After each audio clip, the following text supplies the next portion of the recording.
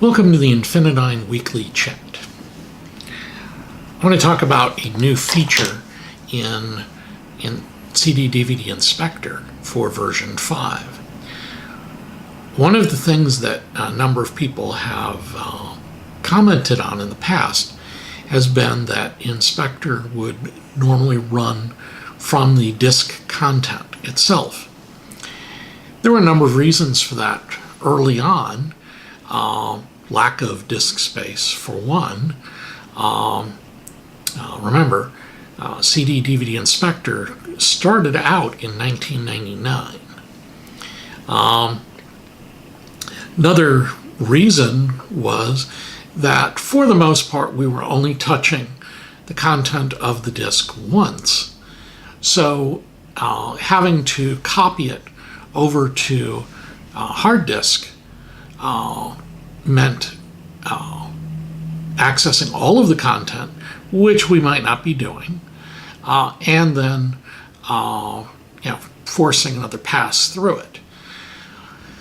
The end result was that for a long time there simply was no need for processing the disk twice, in effect. Well, with some of the new features, we've noticed that with reporting with thumbnail images, that this causes a situation where the content of the disk can actually end up being accessed multiple times. So if you're running a report on a disk with thousands of pictures on it, and you run a report that both links to and develops thumbnails for these thousands of pictures, there can easily be a situation where the content of the disk is accessed multiple times. Well, given today's hard drive capacities and speeds, this doesn't really make any sense any longer. Well, then we add a new feature like the image gallery, and oh my, suddenly accessing the content of the disk multiple times, which can happen with the image gallery.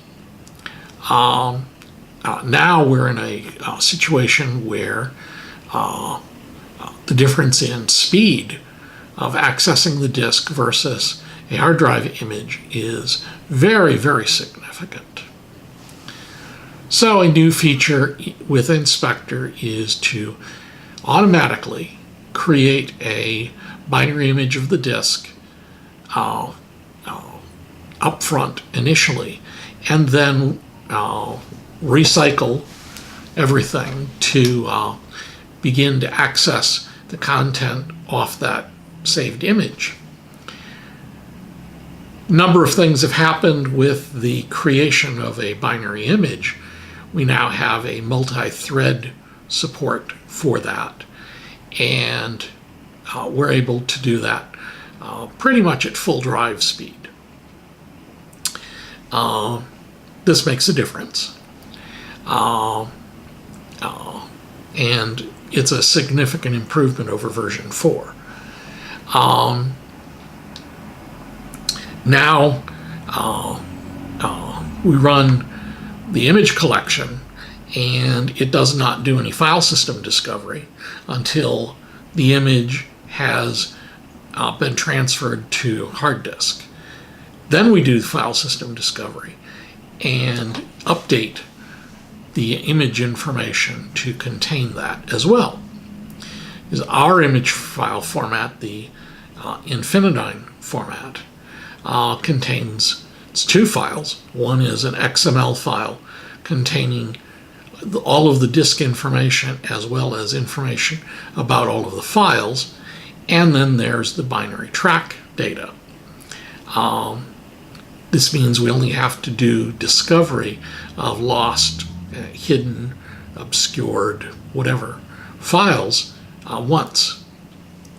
Okay, so we've got this new feature in Inspector 5 to create a quickie disk image file and do this automatically. This happens in both the interactive use and robotic use. What if you're not interested in saving the image file in robotic mode? Well, for one thing, we're going to strongly recommend that you do save the image file in either inspector format or the ISO plus Q format. Either will work for this, but remember, we're not saving file system information in ISO plus Q format.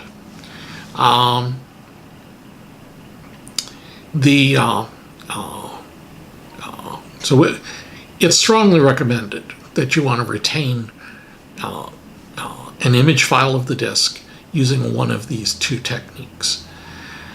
If you don't want to retain it, we're still going to do the quick image and then process the image if the initial option, if the option on the first preference screen, general options, is selected to always create an image file.